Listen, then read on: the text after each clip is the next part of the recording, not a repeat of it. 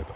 అక్కడ రామాపురంలో మదన్ గెలవడంలో, మహారాజు ఓడిపోవడంలోనే నా పరువు ప్రతిష్ట తాకుంది. అది అర్థం చేసుకొని పంచమని చెప్పన్నా. కూర్చో మదన్. పర్వాలేదు, కూర్చో. రియా చైర్ తీసుకురా.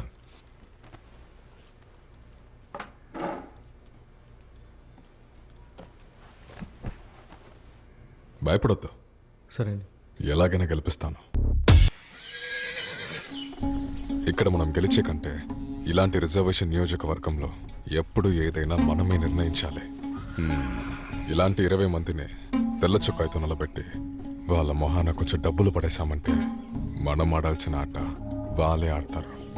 మనం ఇంకొంచెం డబ్బు ఇస్తే ఇంకా ఆశయంగా ఆడతారు. అదే మనకు కావాలి. అర్థమైందా? అది సరే, దానికెందుకు బాబు వీళ్ళని ఎలక్షన్ నిలబెట్టాలి? కాస్త డబ్బిచ్చి మన వైపు తిప్పుకుంటే సరిపోయేది కదా. అది అన్న ఆ కాలానికి అది చాలు, కానీ ఈ కాలానికి సరిపోదు. వాళ్ళు రేస్లో పాల్గొనడానికి మనం అనుమతి ఇవ్వాలి, కానీ అది మనం జరిపించే కుక్కల రేస్లా ఉండాలి. గెలిచిన కుక్క మనని చూస్తూ తోకాడిస్తూ రావాలి, ఓడిపోయిన కుక్క మన సాయం కోసం రావాలి. అంతే.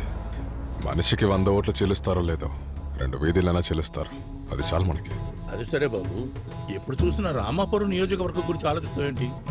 చీరాలలో మీ భార్య నిలబడుతుంది, దాని గురించి ఆలోచించండి. తను గెలవటం ఓడిపోవటం నాకు ముఖ్యం కాదన్నా. మహారాజుని ఓడించాలి. వెళ్ళి ఆపం చూడండి.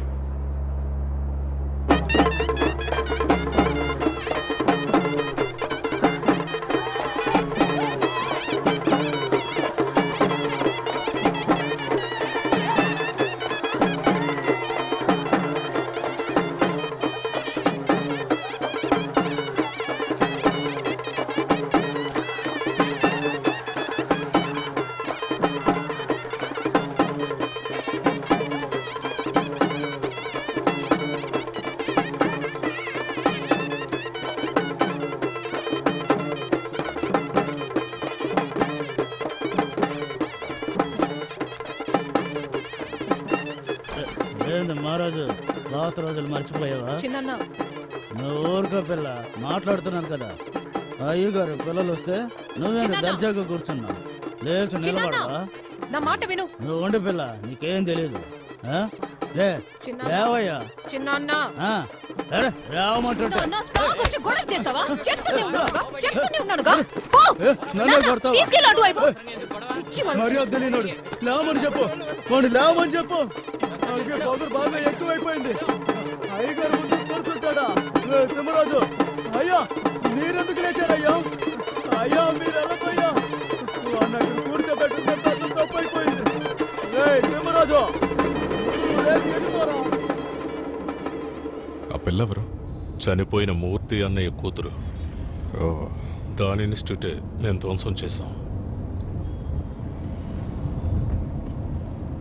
ఆపిల్ ఇన్స్టిట్యూట్ని ధ్వంసం చేశారు.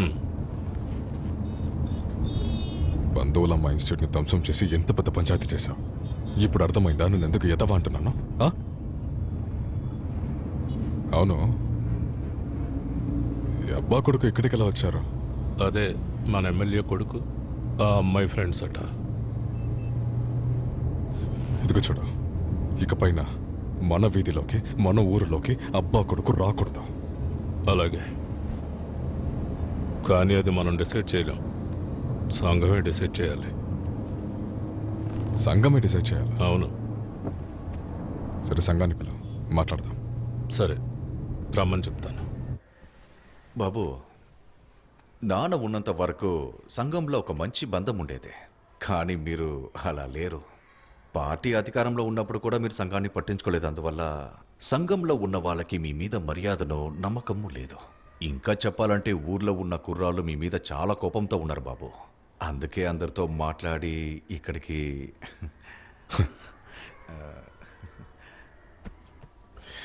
నాతో ఉంటే మీరే ఇలా మాట్లాడుతున్నారు. అయ్యో, అది సరే, తప్పే. నేను ఇప్పుడు ఏం చేయాలి? అదేం లేదు, క్షమాపణ అడగమని అడుగుతున్నారు అంతే. క్షమాపణేగా, చెప్తే పోలా. క్షమించండి.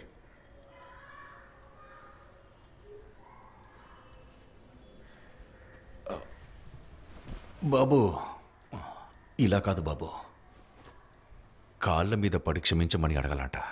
ఏయ్, కాళ్ళ మీద ఎవరి కాళ్ళ మీద ఎవరు పడాలి? తమ్ముడు షణ్ముఖం కూర్చో. కూర్చో. బాబు మీరని కాదు, ఎవరైనా సరే సంఘం నియమం ఇదే.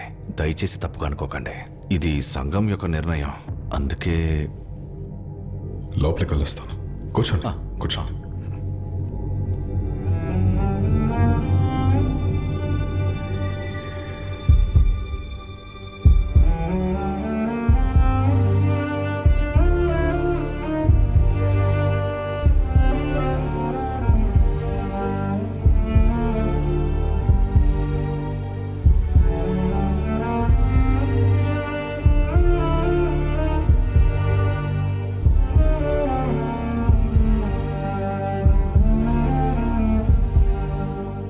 రత్నవేలు, మీ నాన్నగా చెప్తున్నా, నీ పైవాడి దగ్గర ఓడిపోతే పర్వాలేదు, నీ స్నేహితుడి దగ్గర ఓడిపోతే పర్వాలేదు, కానీ ఎన్నటికీ నీ కిందన్నోడి దగ్గర ఓడిపోకు.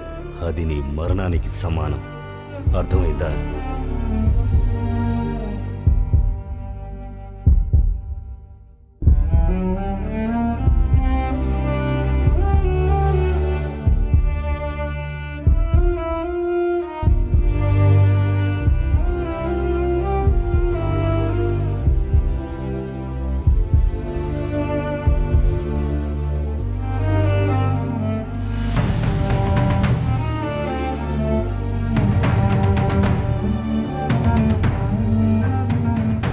బాబు బాబు బాబు చాలు బాబు, ఇది చాలు బాబు. రత్నవేల్, భయపడకు, ఏం లేదు, మనమే గెలుస్తాం. ఆ మహారాజు ఊళ్ళోకే అడుగు పెట్టలేడు, చూసుకుందాం.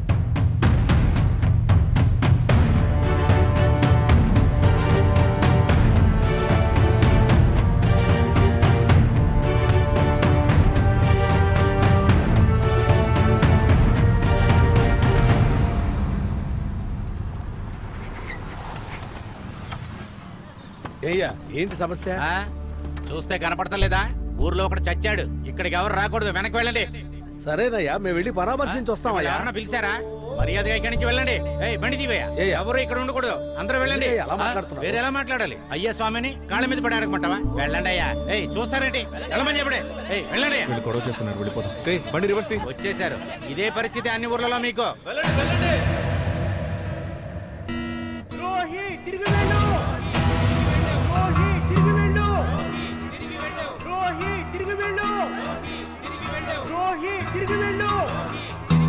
మీ ఎన్నికల్ని బాయ్కాట్ చేస్తున్నావు, నువ్వు ఊర్లోకి రాకూడదు, వెళ్ళిపో.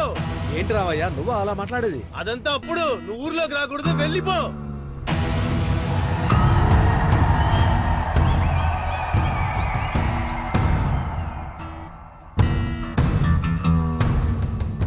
ఊర్లో కాపు కట్టారు, బయటూరు వాళ్ళు ఎవరు లోపలికి రాకూడదు.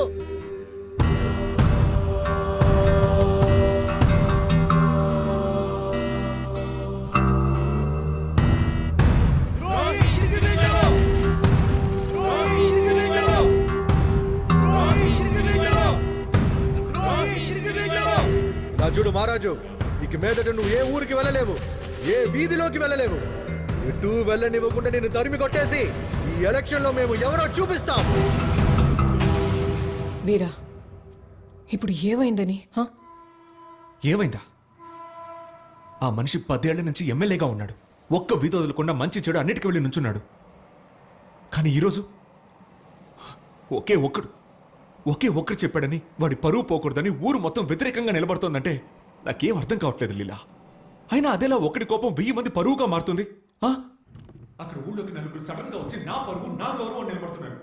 నెక్స్ట్ మినిటే వాడి వెనక 400 మంది నిలబడుతున్నారంటే అదెలా సాధ్యం? అర్థం కాలేదు కదా. అంతకంటే అసహ్యం సొంత పార్టీ వాడే వాళ్ల మధ్య మొహం దాచుకొని నిలబడుతున్నాడు. ఇప్పుడు నేను ఏం చెయ్యాలో కూడా నాకు అర్థం కావట్లా. వీరా, ఇటు చూడు, నన్ను చూడు. ఏం మాట్లాడుతున్నావు నువ్వు? వాళ్ళు ఇలా చేశారు, వీళ్ళు ఇలా చేశారు అంటున్నావు కదా. మీ సొంత వాళ్ళు ఏం చేశారు? 20 మంది వాడి దగ్గర డబ్బులు తీసుకుని మీ నాన్నని ఎదిరించి నిలబడ్డారు. అందులో 2 మీ నాన్న తోడుగా ఉండేవాళ్లే. ఇంతకీ ఈ విషయం మొత్తం అందరికీ తెలుసు. దీన్నేమనాలి? దీన్ని మనం కుల సమస్య, మత సమస్య, డబ్బు సమస్య అని అనుకుంటే మనకి పిచ్చికి పోతుంది. ఎందుకంటే ఈ 3 కలిసి ఒకటిగా కొడుతున్నాయి. అది ముందు అర్థం చేసుకో. అన్నీ కలిసి కొడుతున్నాయి కదా, వాటిని ఎదిరించి మీరేం చేయగలుగుతున్నారు? ఆ? అడ్డమైన కారణాలు మాత్రమే చెప్పగలం.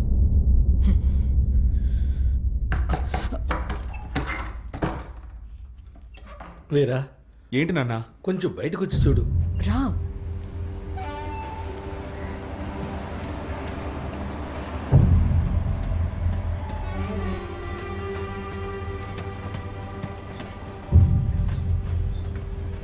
ఏంటి సార్, తినడానికి పిలిచారు, చదవడానికి పిలిచారు, ఊరు చూడడానికి మమ్మల్ని పిలిచారు, కోట్లాటకి మాత్రం ఒంటరిగా వెళ్ళిపోయారు. ఎందుకు సార్ అవన్నీ చూస్తున్నారు? మా చేతులు పట్టుకొని లాక్కొచ్చి నిలబెట్టడానికి మేమేం చిన్న పిల్లలమా? తమ్ముడు, మీరందరూ కలిసి రావడం నాకు సంతోషమే, కానీ ఇది నా ఒక్కడి సమస్య. చదువుకునే వాళ్ళని ఇన్వాల్వ్ చేయడం నాకు ఇష్టం లేదు. అందరూ బయలుదేరండి, వెళ్ళిపోండి. ఏది సార్ మీ సమస్య? ఏది మీ సమస్య? మీరు ఓటు అడిగేటప్పుడు మా ఇంటికే కదా వచ్చారు. అయితే ఎలా మీ సమస్య అవుతుంది?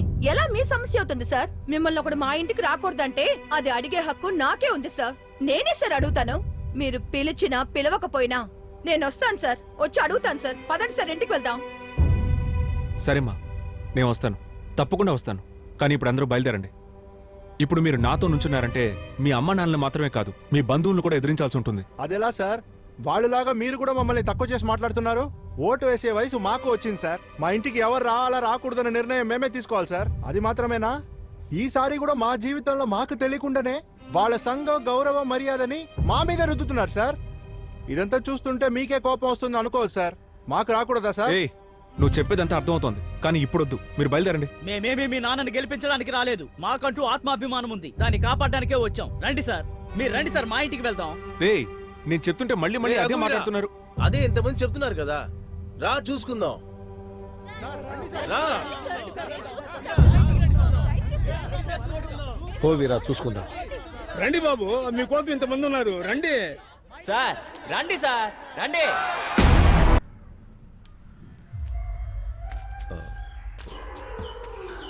బాబు, ఏంటి బాబు నన్ను ఇక్కడికి రమ్మని చెప్పారు? ఏం జరుగుతోంది ఇక్కడ? ఆ రోజు గొప్పగా చెప్పారు, సంఘం చెప్తే మహారాజు ఊళ్ళోకి రాలేడని. ఇప్పుడు అబ్బా కొడుకు ప్రతి ఊళ్ళో ప్రతి వీధిలో తిరుగుతున్నారు. ఏంటనేదంతా? అది బాబు, ఇప్పుడు నేను ఎలా చెప్పాలో తెలియట్లేదు. మీరు నేను సంఘం ఏదైనా చెప్తే ఒప్పుకుంటాం కానీ అడ్డుపడము. కానీ ఈ కాలం కుర్రాళ్ళు ఫేస్బుక్ అది ఇదని ఇష్టానికి మాట్లాడుతున్నారు కానీ మనం చెప్పే మాట అస్సలు వినట్లేదు బాబు. ఏం చేయాలో నాకు అర్థం కావట్లేదు. అందుకే నేనే మీతో. ఏంటన్నా? ఏం చేయాలో తెలీదా బాబు? నేను అక్కడ పెదవుల కాలం మీద పడేలా చేసి ఇప్పుడు ఏం చేయాలో తెలీదా? ఏదైనా చేయకపోతే ఒక్కడిని కూడా వదలు. అయ్యో, మీరు కోప్పడకండి బాబు, దాన్ని ఎలాగైనా సరిచేద్దాంలే. అది ఏదైనా పెద్దగా ప్లాన్ చేసి ఈ కుర్రాళ్ళందరూ ఇంటి నుండి బయట రానివ్వకుండా చేస్తే ఈ సమస్య మొత్తం తీరిపోతుంది బాబు. బాబు, ఏదైనా ఒక పెద్ద తలని వేసేసి ఈ ఊరిని ఒక ఊపు ఊపేస్తే ఇదంతా సరే అయిపోతుంది బాబు. సమస్య తీరిపోతుంది.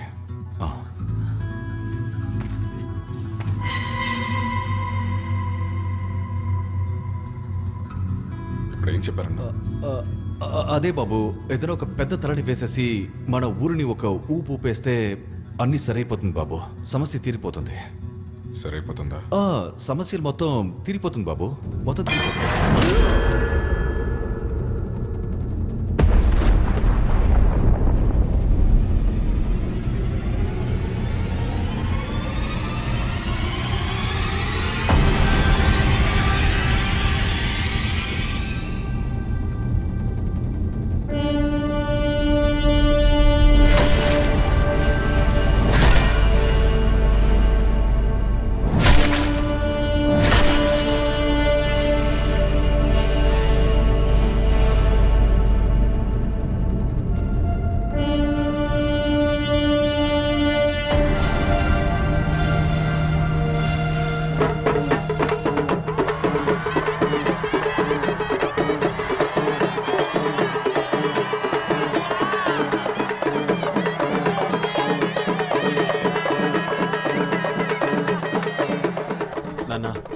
నాకెందుకు ఇప్పుడు అక్కడికి వెళ్ళడం కరెక్ట్ కాదనిపిస్తోంది. అక్కడికి వెళ్ళాక వాళ్ళు ఏదైనా గొడవ చేస్తే ఏం చేయాలి? ఇలా చూడు వీరా, ఒకే పార్టీలో అందరం కలిసి ఉన్నాం, స్నేహితంగా వెలిగాం. వెళ్ళకపోతే తప్పు అవుతుంది. రా చూసుకుందాం. మహారాజు వారు కోరుకొస్తున్నారు.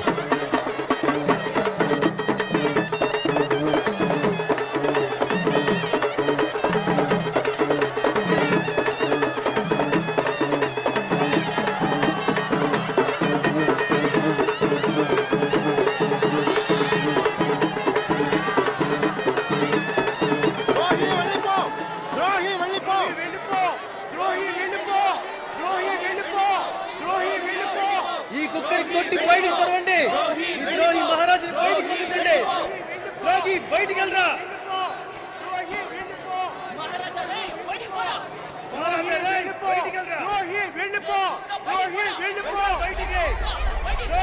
బయటికి వెళ్ళరా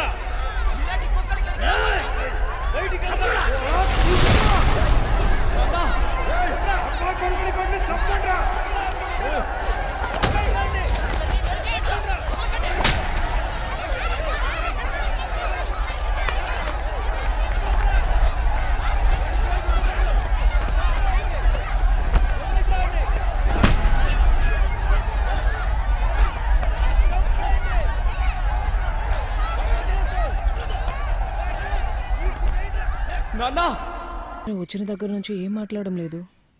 ఏ ఇప్పుడు నేనే మాట్లాడాలా ఆ? మీరందరూ మాట్లాడొచ్చుగా. లేదురా, నాన్న బయట ప్రచారానికి వెళ్ళొద్దని చెప్పారు. అందుకే ఏం చేయాలో అడుగుతున్నాను. ఇదిగో రామకృష్ణ, ఇదిగో తమ్ముడు రామకృష్ణ, బయటికి రావయ్యా. నువ్వు మా బంధువులే, నేను చూసుకుంటాను. రారా, ఏంటన్నా? బయటికి రా. విషయం ఏంటి? ఆ మహారాజ్ కొడుకు లోపల ఉన్నాడా? ఉన్నాడు. ఉంటే మీకెందుకు? వాడిని పంపించి ముందు. వాడు మా ఇంటికి వచ్చాడన్నా, పంపించడం కుదరదు. నీ ఇంటికి వచ్చాడా? వాడిని ఊర్లోనే వదలకూడదు అంటుంటే నీ ఇంట్లో తీసుకొచ్చి పెట్టావేంట్రా? నా ఇలా చూడండి, అనవసరంగా రాదంతా చేయొద్దు. వాడు నా ఫ్రెండ్. వాడిని ముందు పంపించు. చాలా అబ్బాయిని ఊరుకుంటే నా మీద చేసుకుంటావు నువ్వు. రేయ్, మళ్ళీ మళ్ళీ నా మీద చేసుకుంటావేంట్రా? వాడిని పంపించమంటే నన్ను వెళ్ళమంటున్నావేంట్రా? ముందు వాడిని పంపించరా.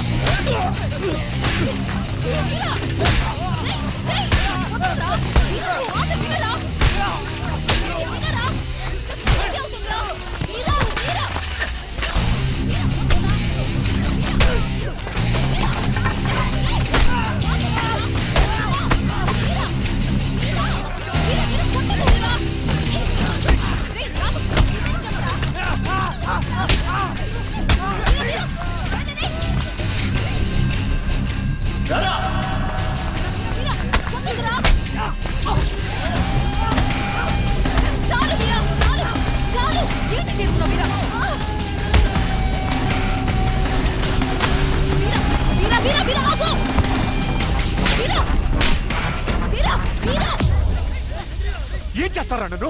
ఆ? చంపేస్తారా? ఊరు లోపలికి వస్తే చంపేస్తారా? చంపేస్తారా?